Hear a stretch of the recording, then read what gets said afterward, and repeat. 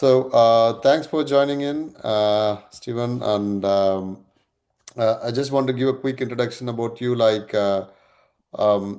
Stephen has been the head of digital experience for Schneider Electric, and you've been worked in various roles with Schneider Electric, from digital experience to account managers. You worked with distributors and channel partners. Thanks for joining in today's podcast. And we want to hear more about your experience specifically with AI, how you guys are transitioning your Schneider Electric digital experience and everything. Sure. Thanks for joining in. No worries, no worries. Yeah, I've been in digital since about 1995. So Mm-hmm. since Tim Berners-Lee put out HTML 1.0 Mm-hmm. back in the day. So when I started in digital, I had hair. So that tells you how long it's been. So I have had a number of I'm from Toronto, Canada, though I have worked professionally in the United States and in Europe as well, living in both of those countries as well as in Canada.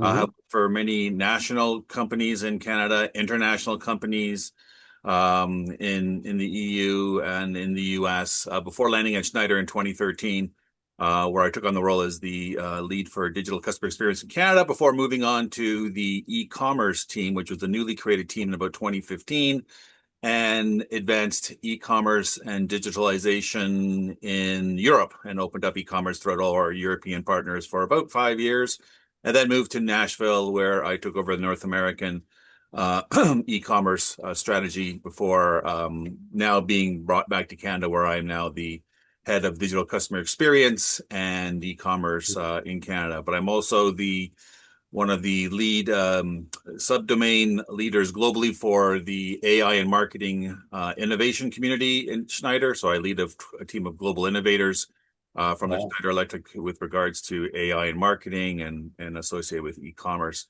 So lots of things have changed. I've been through a lot of changes in my career. Yeah. I mean, I remember creating my first e-commerce website back in around 1998, before there was any kind of platforms or anything whizzing Wow. big. And, it failed miserably because, no one was confident about putting their credit cards online in 1998 unless it was for Amazon or eBay. But, Mm-hmm. things have progressed obviously at rocket speed since then.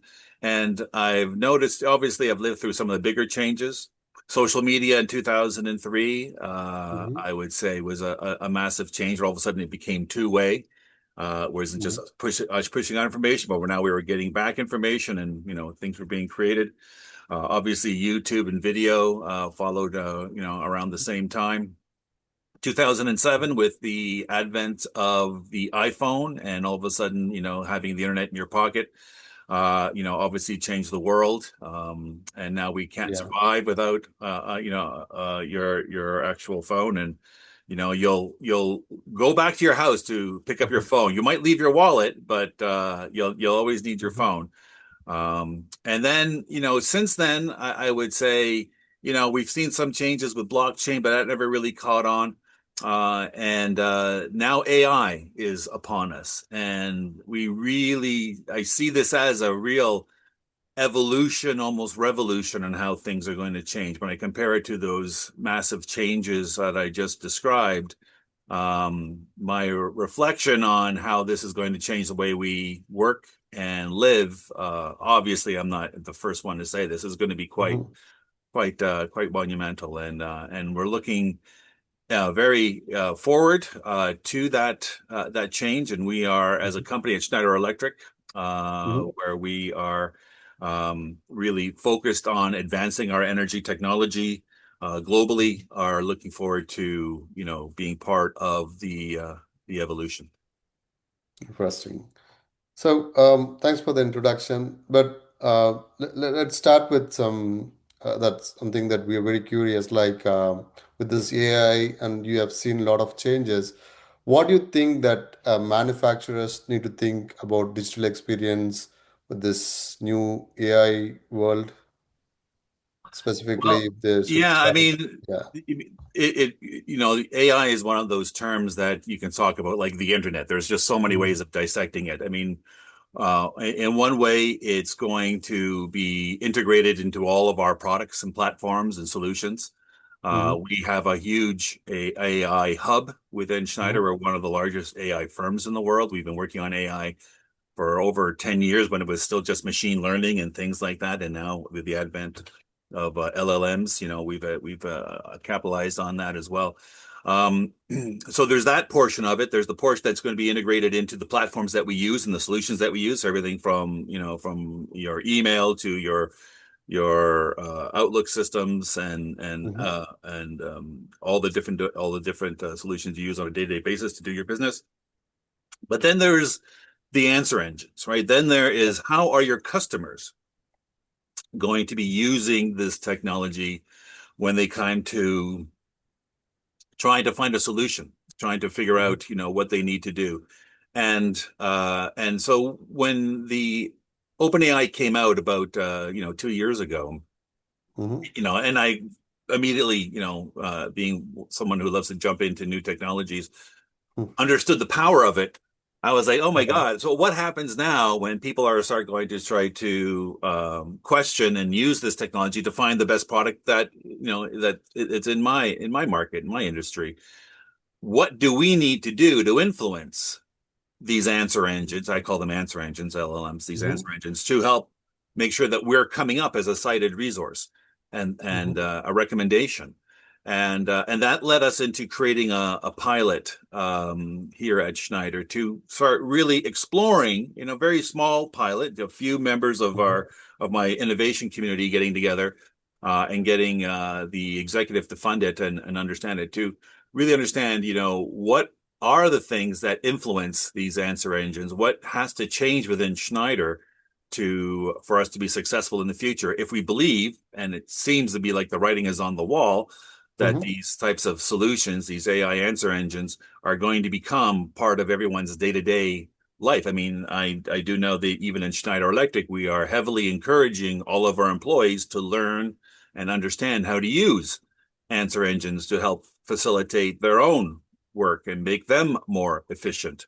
Okay. So if we're pushing it here, our customers are going to be pushing it to their employees who have to make these types of decisions, and to end customers who are using it to make their lives easier.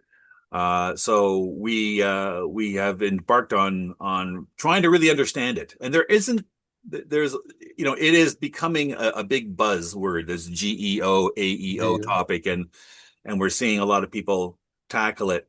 But from our perspective and what we've learned so far, um, there is some technical things that'll have to change, but a lot of it is really just change management, just having to change the perception of how you're going to have to market to your end customers differently in 2026 Mm-hmm. and beyond than you did in 2023 and 2024. I think this is the year where it really is going to accelerate, Mm-hmm. and we'll have to figure out how to adapt to all of these changes. Mm-hmm. That's interesting.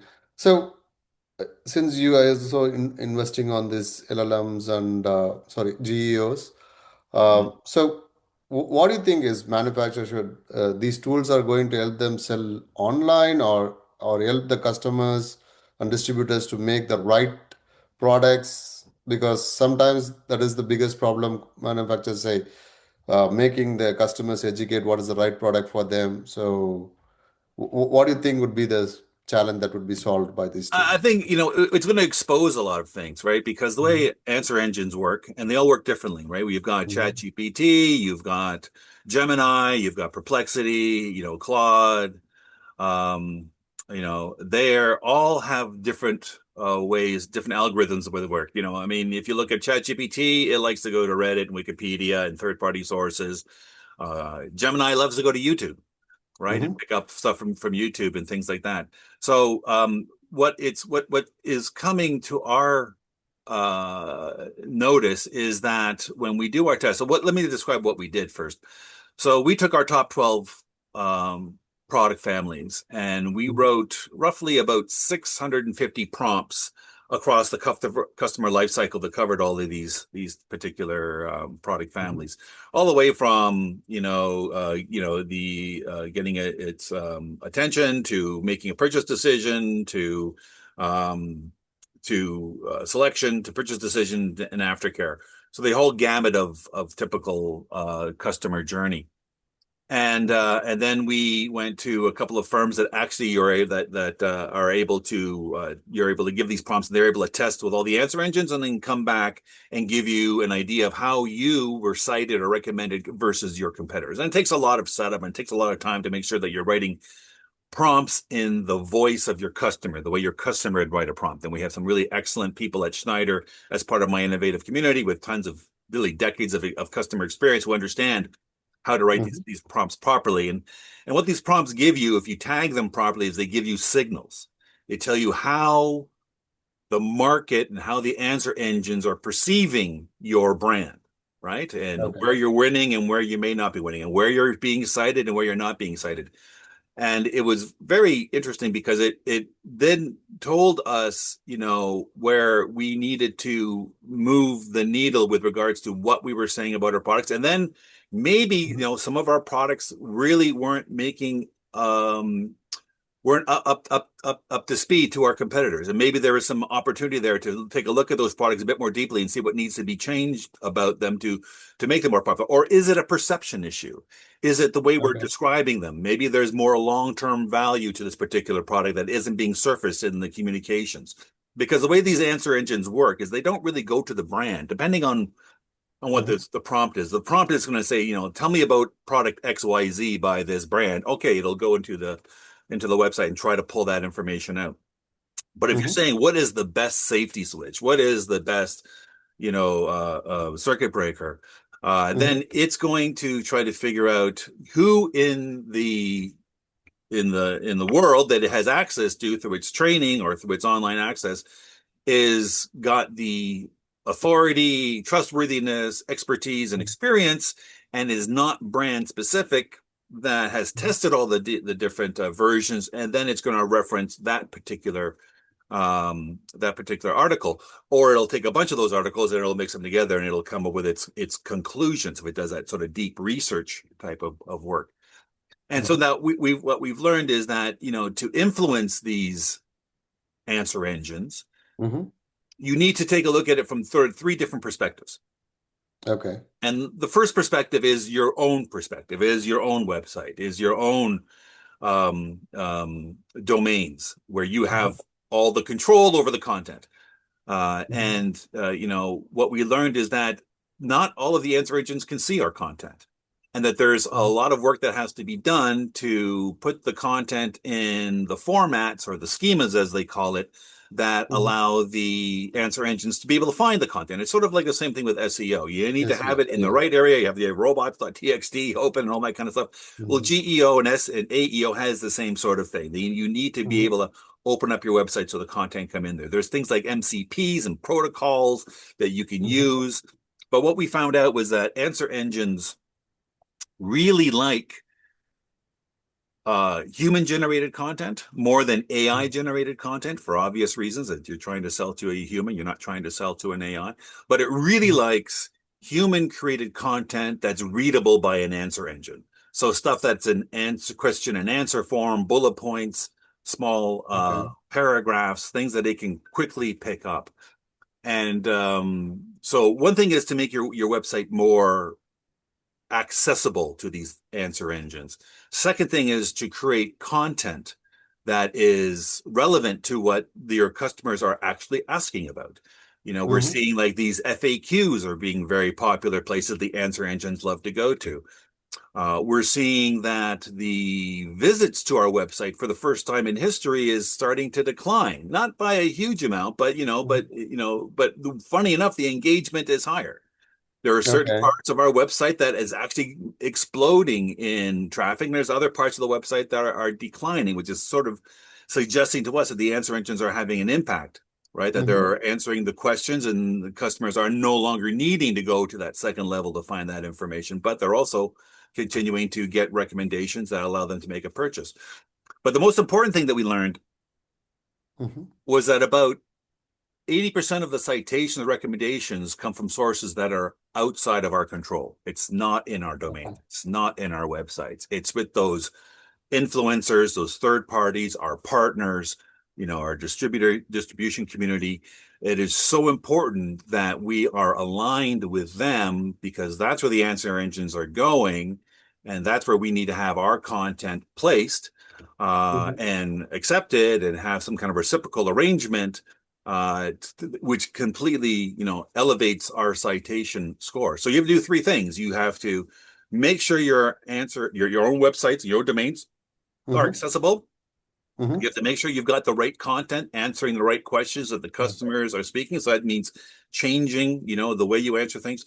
And thirdly, you have to Mhm. go out. This is not really the comfortable thing where you have to go out and start making sure that you maybe have representation on Reddit, you have representation on Wikipedia. You're going to those third-party players where the answer engines are going. Because you remember, all the answer engines sort of go to different places, and you have to sort of recognize they all have their certain purposes. Some people use open ChatGPT for this purpose, and then they use Notebook Mhm. LM and Gemini for something else, and they use Mhm. Perplexity for spreadsheets and things like that, depending on what Mhm. their role is.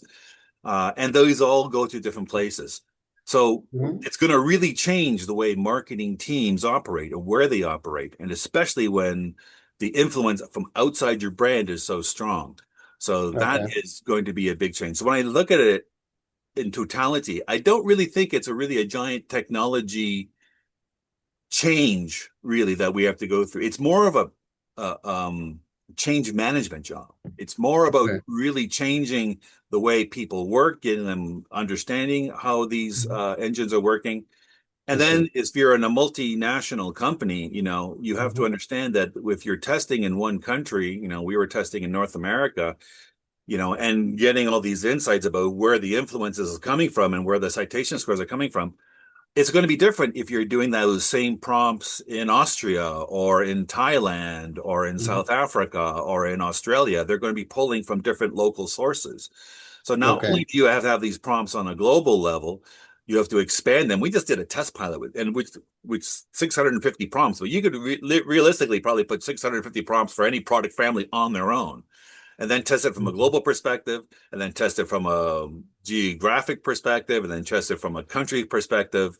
And Mhm. it gives you, a sense of where your brand is on a day by day basis. And then you get the great content and you have to place it on your website and Mhm. influence the other companies Other to business. recommend your product, review your products, Mhm. in a authoritative, Way. Mhm. authenticated expert way so that they Mhm. become relevant to the answer engines. Mhm. And we notice that content also, that it loves getting at the content that it's new. Like the newer the content, the more likely it is to be picked up. So when you change content, it actually is reflected in the answer engines quite quickly. Mhm. I So all understand. of these things coming together means you have to go Okay. look at your content, change your content, update your content. We look to new sources to place your content, get involved with influencers. Never been a better time in history to be an influencer now. Now all these brands are going to be saying, "Hey, the answer engines are going to you. What do I need Mhm. to get you to review my products?" So lots of change. That's interesting. In your opinion, I see there is a discovery and validation. Do you think people also use these tools for AI impacting on the post-purchase support, like, hey, how to fix this one or how to install it? Absolutely. Yeah. Do you I see mean, that? Where do my you my see? Nespresso machine broke a couple days ago. It's just Okay. stopped working. I'm like, okay, well, I can spend a half an hour trying to get to the Nespresso helpline and try to figure out if I can get someone on call. And even though it's connected, I went in and connected, and Mhm. they still didn't give me an answer. But I took a picture of the issue as a flashing red light. Mhm. Asked the answer engine, what does this mean? I uploaded the photo. Tell me, what I have to do to fix this, and it gave me the resources, and I was able to fix it in 10 minutes. you know Okay. and so that, but so the answer engines still are, we're not at AGI yet. It's not as smart as a human where it can sort of figure things out. It's still going out to find that information, right? So it, Mhm. it gave me found some relevant YouTube videos, and it went through the Nespresso section and it came up with some answers there. So you still have to create the content, that's going to be Mm-hmm. used by these answer engines. And, again, video content, short fix-it videos, all that stuff is going to be extremely important. So when you create content, one of the things we learn is that you have to repurpose it. You have to Yeah. create, you may create a longer term video that you may cut up into snippets and put into different social media aspects. You may put it into Reddit, you may put it into Wikipedia, you may put it into all these different areas. You got to take the same content and repurpose it in different areas because these different answer engines are going to go to these different places to get that content, Mm-hmm. along with trying to get other people to influence it. So that is really critically important that So you're also seeing a big impact on the customer support. yeah, Mhm. it Product it's after support. really across the board. And I think that's what's really interesting is that before it used to be the domain of the marketing department, Mm-hmm. but now you have to align your messaging across your marketing department, your sales department, your distribution department. All of these things factor together when the answer engine is trying to recommend, what your products are saying about Mm-hmm. themselves and what the customers are saying about your products. Right. So, Yeah. and you have to differentiate also from B2B and B2C. So I'm not saying that, um, that the customer is going to entirely make his decision based on what he's getting from an answer engine. And I think Mm-hmm. we have to be very clear about that. In B2B, it's a much more complex sale. It's, he's got to go and find the information. He's got to go and qualify it with his customer or with his boss or whatever. It's a long-term sale. It may involve multiple people trying to validate the solution. But what it does do for many B2B buyers, it gets them the first 60% there. I think Google actually came out with, or Gemini came out with a report last month that talked about that. That said, Mm-hmm. from a B2B perspective, it gets a lot of these customers about 60% of the way to the answer. So it creates that short list where then they Mm-hmm. dive in further. But if you're Okay. not on the short list, you're not being considered. Understood. Right. So it's, where I think in the B2C side, it might actually get you right to the sale. In the B2B side, it gets you really about 60% there. Then the expertise comes in and then you are able to save time. It just makes a more of an efficient process for the B2B buyer. Mm-hmm. So, so I see that this AEO, GEO that you do on the third party, like outsider, are you doing anything that as a manufacturer should think, even the sites should also act like that? Like when someone comes to the site, they don't do the way they used to do, or like browsing, learning things. They want instant answers, instant response with the right product. Is that something manufacturers should think about, or are you guys thinking about it?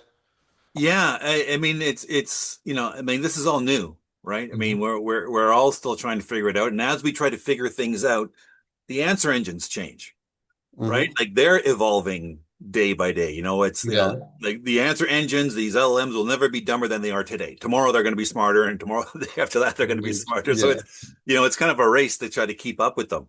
Hmm. And now we've got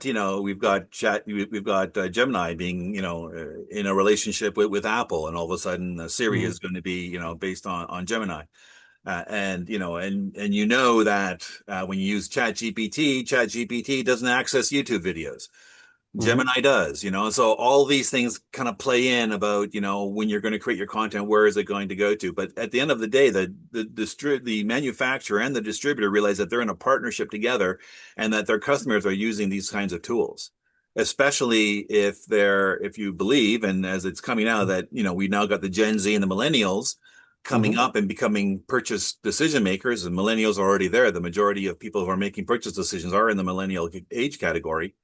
Well, they know how to use these answer engines. They rely on these answer engines, right? And Gen Hmm. Z went through high school and university and now entering the working world, not knowing how to do anything without, being able to access these kinds of tools.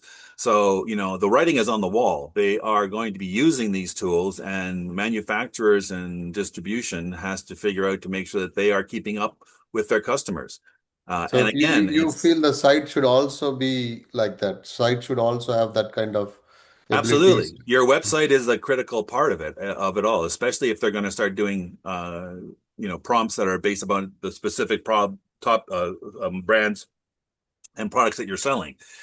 If it wants to Mhm. get access to in-depth information, wants to know how to install it, it wants to understand what the benefits of it are, it wants to figure out what the ROI of that product is. Mm-hmm. It's going to ask the answer engine. The answer engine is going to go to your website. And if it can't get into your website, we found out there are parts of our website, our distributor locator, where right now the answer engine can't figure it out. Because the Okay. way we've organized it, the way it's constructed, it's very easy for human users to find it. It's click and press. You have to put in your postal code or your zip code, and it tells you where our local distributor is. But the answer engine doesn't go through that step. It gets stuck Okay. there, right? So Yeah. now we've recognized, hey, this is something that we have to change, right? So you Mm-hmm. have to go and have your site tested, and there's a multiple number of companies out there that'll help you do that to make sure that your website and your technology is accessible to these answer engines. And once Mm-hmm. it's accessible, then you have to figure, is it got the right information? Right? Yeah, that's You right. know, it's I one thing to get understand. access, but if it's not getting the information, it's going to go someplace else. So the other issue always with AI, all these engines comes is the trust. So what do you think, like as manufacturers, like because there's AI engines on the discovery side that's not in your control. You though you feed the data, the engines also gathers data from various sources Yeah. to make a decision. So how confident do you think your buyers or would be is this when they ask a technical question, the responses is the right one or wrong one? There could be a lot of Yeah, I think it really hallucinations. Yeah. it depends on the sophistication of the B2B buyer. And most of them are very sophisticated. They've got experience. They've done this before. They may be looking for something new or new prices or something. Mm-hmm. So, you have to understand that they are using this because I mean, the answer engines do, to an extent, do make mistakes, right? And they don't have access to all the latest information. So you have to be a critical thinker to Mm-hmm. succeed in understanding how to use these answer engine tools. I think that's the big thing that's missing in the world. You take a look at the evolution of the way people are using this is that they can't rely too much on the answer engine because the answer engine isn't human. It's not AGI yet. It doesn't think like a human. It's just trying to find what information it can get access to. And like I said, there's still a lot of information it can't get access to because of the way these platforms are set up. They're not being able to go in very deep. So you have to still be recognize that you need to support not your own internal sales reps, your own internal customer care people, because they're still going to be getting some of the answer partially of the way there, and then they're going to want to get more information, and then your own teams have to be imbibed to get access to this information much more quickly because it's going to be a differentiator, right? Because Mm-hmm. B2B buyers want to have a partner they can trust. Mm-hmm. Their jobs Correct. depend on their partners being able to have their backs, right? And so if you have a Yeah. partner that's up to date with information, is always giving you the right context, is able to give you, the support that you need, that may override a price difference. I pay more for getting it from this particular seller, but you know what? They have my back. They always have the availability correct. They get it in 2 days. When I call somebody, I get someone live and they help me right away. That's what you want as a buyer. You want to have someone who Mhm. has your back. It overrides price. I understand. AI engines are going to help with that, but they're not. It's not the end Yes, goal. It's gets you I understand. partially of the way there. Maybe in 5 years it becomes so great that Mhm. I it gets understand. it'll do everything for you with agents Mhm. that are coming. But right now, the ability to use it and understand what it's good at and what it's not good at is critical. Mhm. I understand. And one thing, like I don't know, on your site, on specifically when customers come to your site, are they still searching with the SKU numbers, part numbers? Or are you seeing that people are coming with problems? Hey, I need a solution for this, something like that. Do you see that kind of a trend, or is that what would be the expected in future?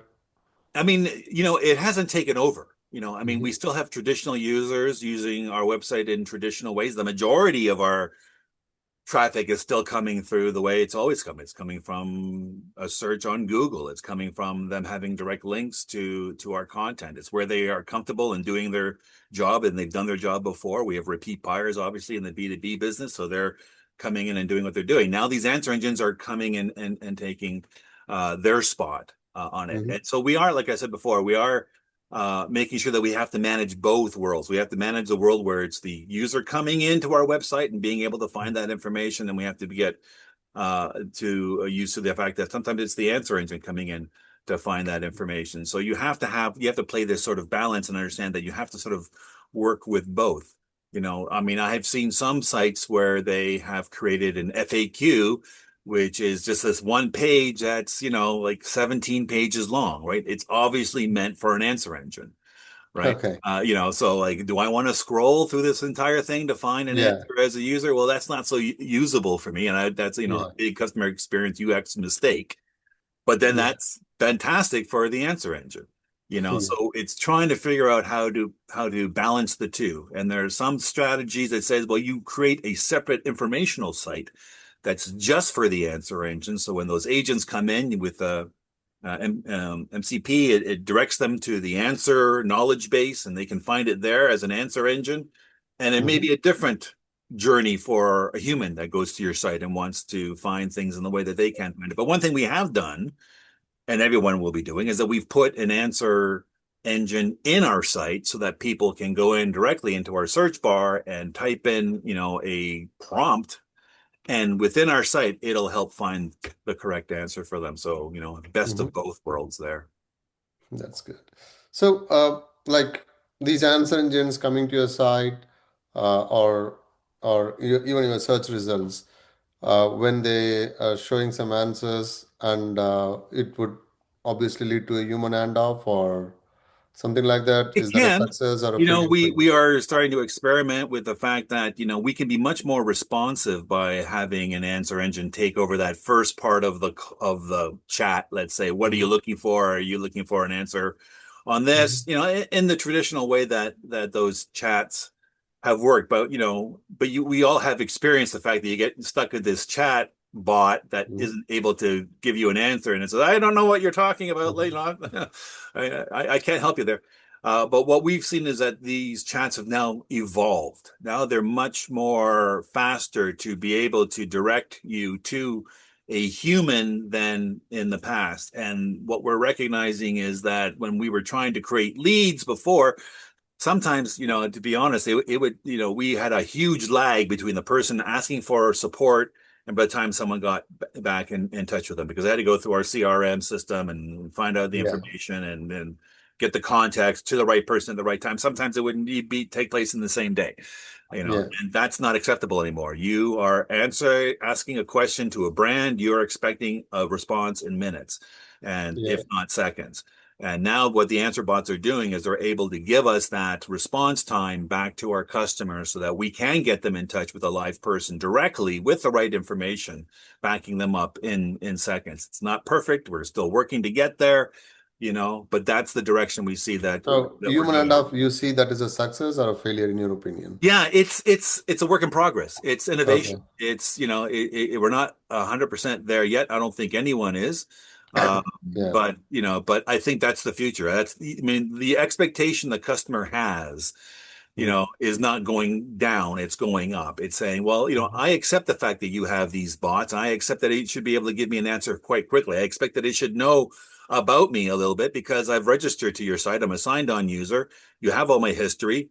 Make it, just do something fast for me. With B2B, it's all about speed, right? It's Yeah. not about stickiness. Stickiness is B2C. B2B, it's about, I need to get this for my job. I need to get it done quickly so I can get on to all the other tasks I have to do.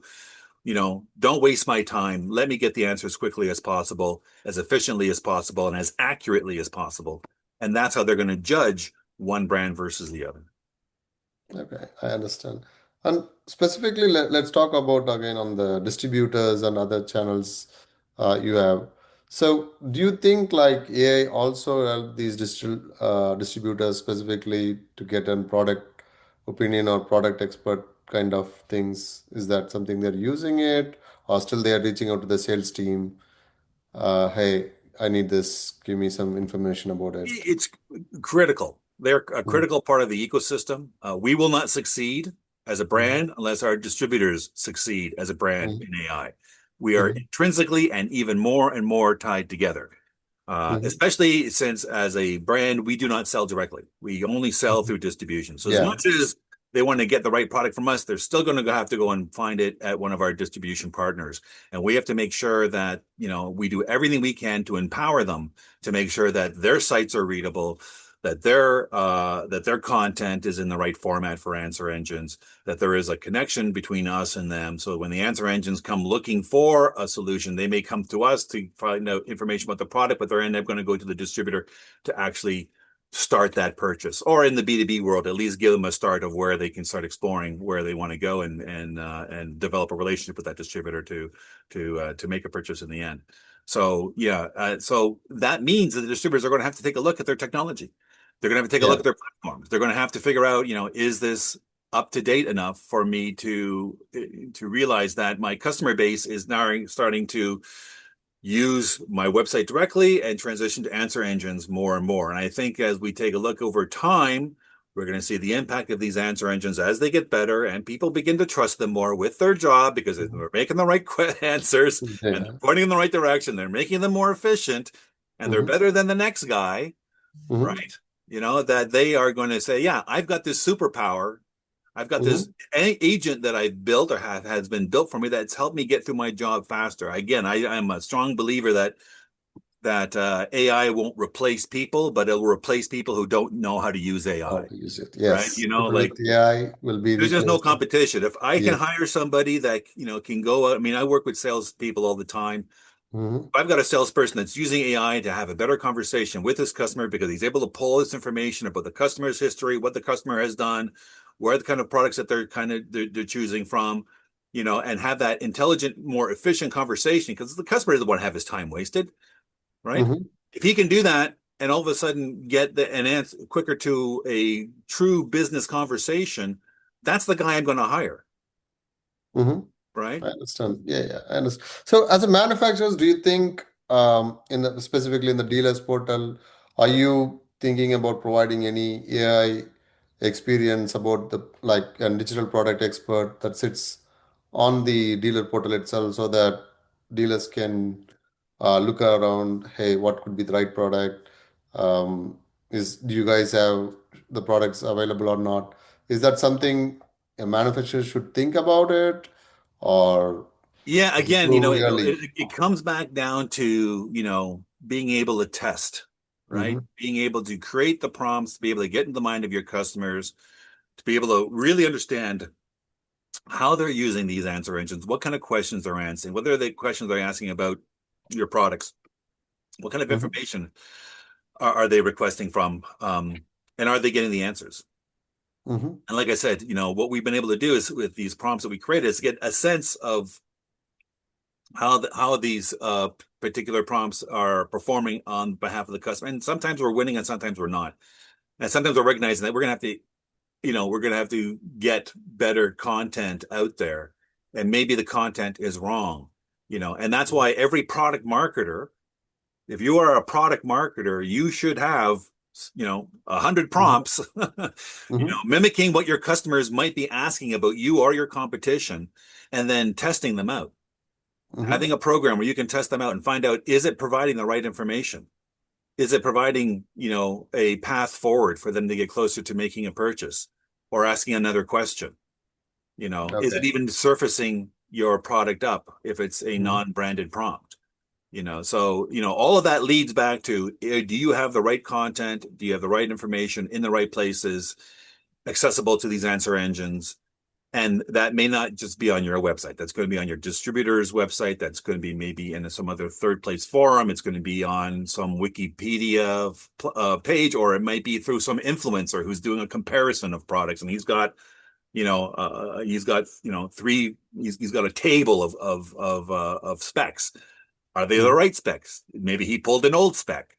We have seen that it has pulled up, well, I kept saying that, the more recent information is most important to answer engines. It still will pull old information if it can't find anything newer. And if it Okay. doesn't find the new information, it's going to pull the old information, and old information is, could be really out of date. But that's what it's Okay. serving as the up-to-date answer to your customer. Okay.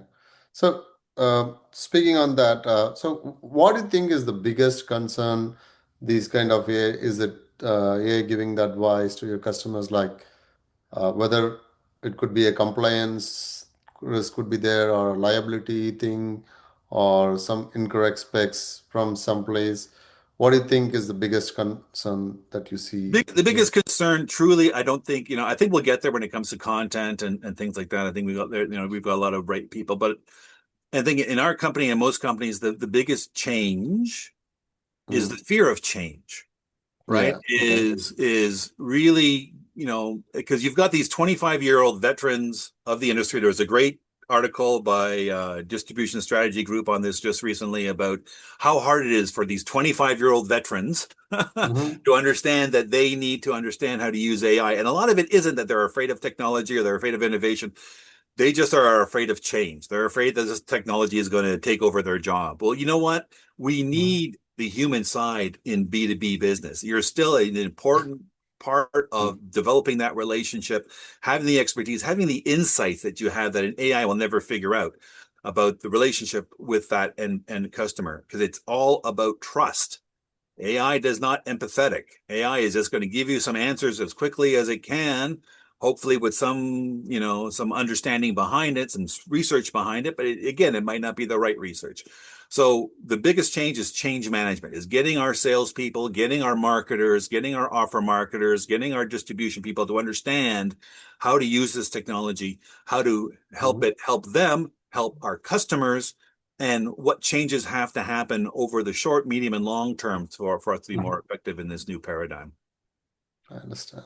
So, do you follow any KPIs, or what do you think as manufacturers should think about as a KPI? Should be more fewer wrong orders or faster time to decision from your customers? Do you support tickets or high channel conversions? Yeah. What do I mean, you? the newest KPI is citation and recommendations coming from the answer engines. And there's some people out there, Neil Patel Digital, Mm, tryprofound.com, that are able to give you an answer about how you're performing against prompts versus your competition. Um, but one of the things that I think we'll have to start thinking differently about is about traffic to our website, mhm, because the traffic to our website is going to change. It doesn't mean that your website, as you're going to see, everyone's going to see a decrease in traffic to the website. Like that's just going mhm, to happen. All right. When mhm, you're a B2B manufacturer distributor, because the answer engines are going to become more and more popular over time. But you have to understand that doesn't mean that your website isn't important. It's just being used in different ways, and that your brand isn't important. It's just going other places to get that information, right? mhm, So traffic analysis, I think, is going to be a big change about how we understand traffic and conversion on our websites. You're going to have to take a look at, you have to, it's still the traditional things. It's still going to be your leads, your conversion rates, your sales, but it may be happening on different platforms. I mean, we all know that Gemini and ChatGPT are coming up with their own e-commerce platforms. If they've already launched them. People won't need to actually go to a distributor site to buy something, as long as they have access through the API. So all that stuff is really, no one really knows how it's going to change. I think in the B2B world, you job relies on you picking the right distributor. Because if you yeah. pick the wrong thing, that could be your job. So are you going to rely on AI to get it right? Can you blame AI? Hey, boss, I'm sorry, I got Mhm, the wrong product sent to the wrong place, but I went through the AI engine and that's where it sent it. Your boss ain't gonna, that's not gonna cut the right answer with someone in authority. They're going to want to know that mhm, you are a critical thinker. You're going to be able to follow this thing through. So I think there is going to be this sort of balance between you using as a tool and you being mhm. able, the critical thinker, to make sure that the job gets done at the end of the day. Okay. So, in your opinion, citations matters. That's how it gets. Citations matter. Traffic is going to change the way you measure traffic. You're going to have to Mhm, measure traffic on third party sites. You're going to have to start figuring out who are the answer engines going to. How mhm, do I influence them? How can I get them to review my products? How can I maybe correct the content that they have? Because if they have the wrong content, you're going to have to reach out and say, hey, I understand you've got this about my product. It's actually out of date. Would you mind updating it? Because, it's being referenced by answer engines and it's not correct. mhm. So, what do you think as the end, as per first principle thinking, are you seeing a fewer wrong orders or increase in order volume, or people take faster time to buy? Still early days, because it's still a recommendation engine. Like I said, I don't think a lot of people are purchasing directly from the AI answer engine. Mm-hmm. ChatGPT or Gemini. It's still just leading you to a potential place to make the purchase, and you're still having to make that last step typically yourself. I know Etsy's got some deals and Square has got some deals, but right now I think that we haven't really seen the impact yet, besides noticing that our traffic to our website is a bit wobbly, right? And then we're Okay. seeing more agents coming into our Coming in. website and Mm-hmm. things like that. As we create more and more agents that are able to do our work for us, please follow this, this purchase that I made for these particular products that I need for this particular job, and just let me know when things are going right or going wrong. I think it's going to expose it. I think the demand from the customer to the brand and the distributor will rise because they'll have a lot more access to information at a much more efficient basis to make more demands of that Mm-hmm. distributor and say, why aren't why is this not on time? Why is this out of stock? Why is this not at the price it was last month? It'll be able to sort of get them to some insights faster than they would be able to do on their own. Okay. I understand. I think you have started investing on this GEO and AI. Is your investment started paying off, or you are still in way early? Yeah, it's early days. It's early days. We do foresee that like every single company, are going to do some tests. They're going to Mhm. realize that this is the new world. Just That's like true. they did tests when when the mobile devices came on. Say, hey, yes, people are using their mobile devices. Well, now people are using answer engines. And what does that mean? It'll be something different for every company, but they're going to have to address it in some way. Hmm. And our perspective is that that we will have to it's evolutionary, it's somewhat revolutionary, it is still Hmm. change management.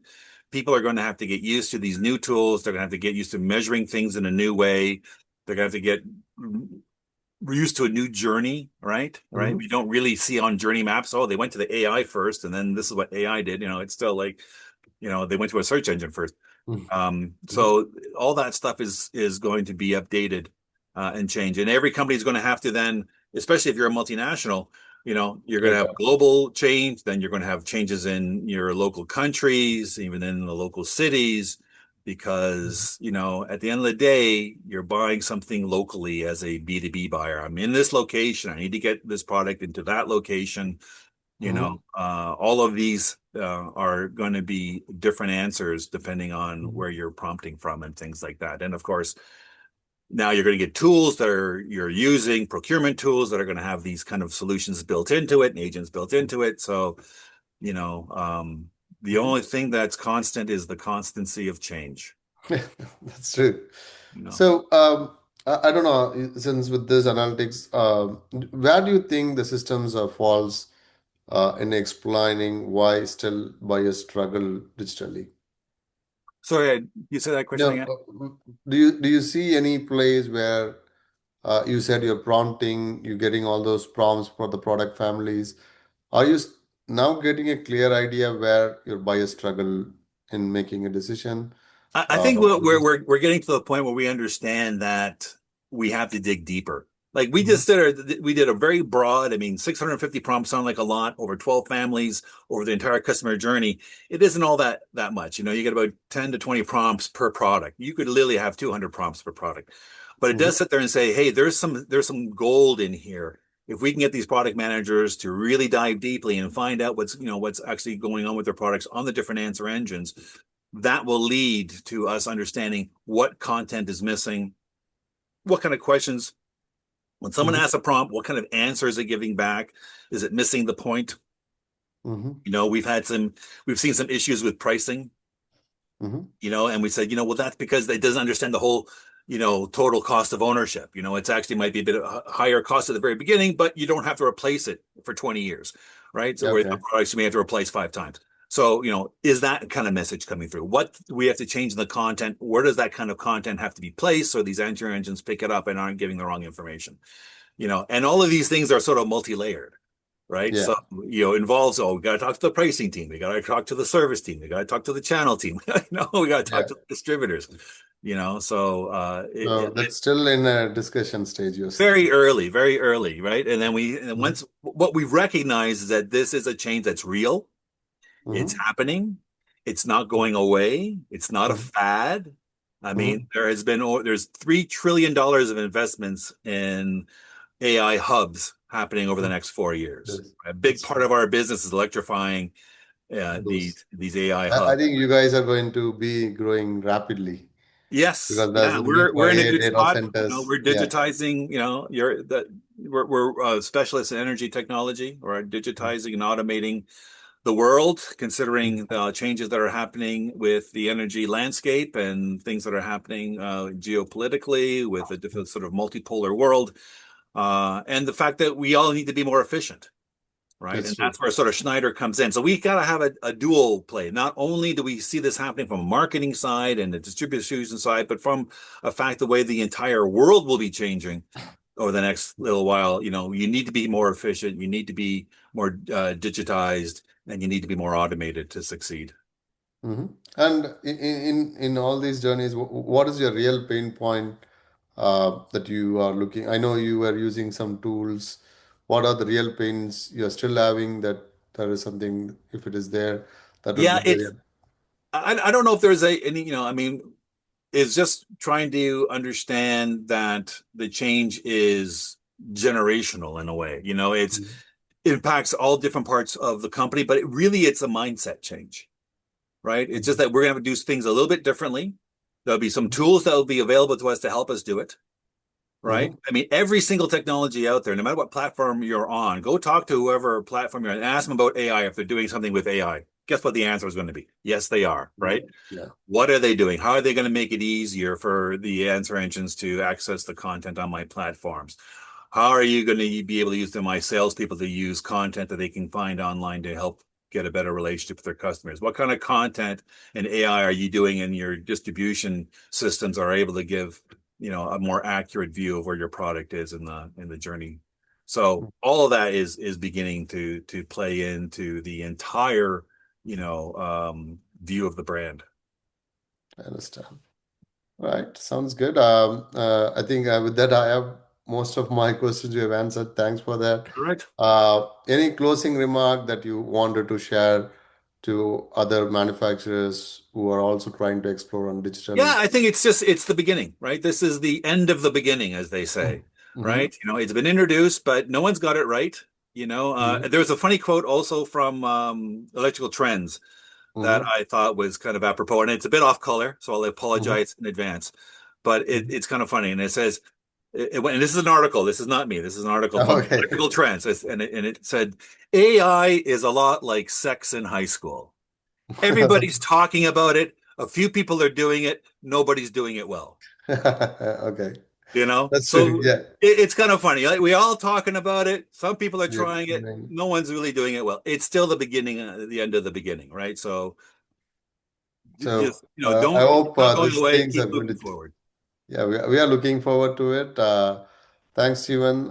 Thanks for your time. We'll try to connect with you for another Sure. round of Anytime. interview to see some more insights, how things are changing Cheers. in some additional time. Okay. Thank you. Thank you, Steven. Thanks for your Cheers. time. Have a great Bye day. bye. Bye.